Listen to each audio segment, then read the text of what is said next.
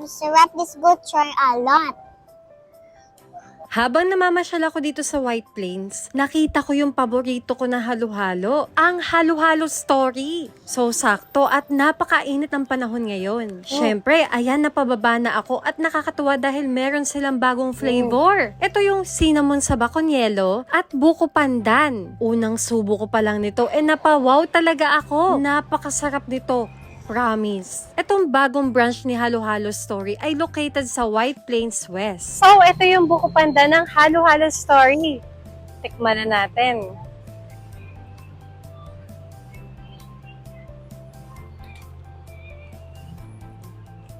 Napaka-creamy talaga nitong yelo. Tapos hindi tinipid sa toppings. Ice pa lang yung tinikman ko ha.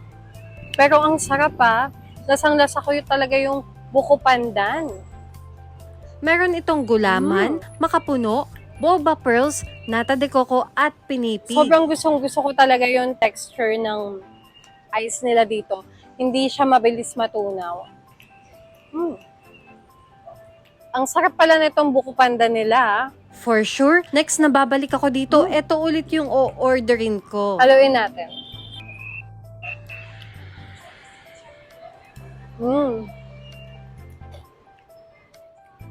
Perfect na perfect to ngayong summer.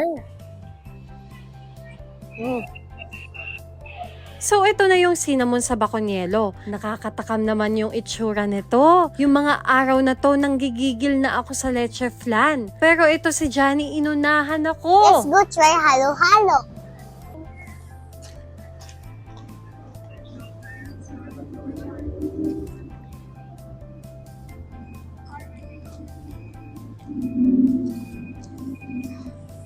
Ang sarap talaga. Cinnamon saba de bako. Con yelo. Cornilo.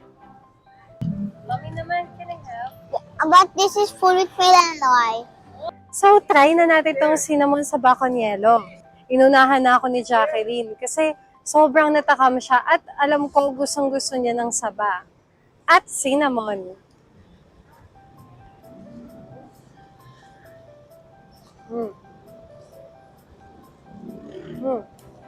Very milky yung lasa ng yelo.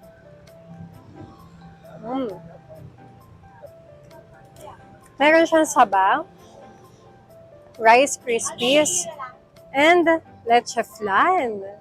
Ooh.